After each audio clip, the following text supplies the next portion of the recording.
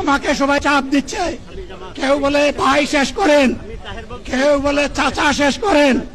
আমি তাদেরকে নিশ্চয়তা দিয়ে বলছি, আমার মৌত আমার আল্লাহ নির্ধারিত সময় থেকে 1 সেকেন্ড আগে হবে না, এবং হায়াত যা দিয়েছেন তার 1 সেকেন্ড আগেও আমি যাব না। অতএব মহান আল্লাহর কাছে আবারও তৌফিক চাই।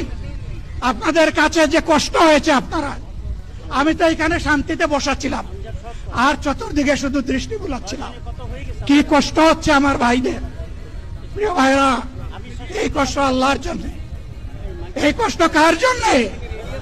ইনশাআল্লাহ আল্লাহ তাআলা আপনাদেরকে তার উপযুক্ত যাজা দুনিয়ায় দিবেন, আখিরাতে দিবেন।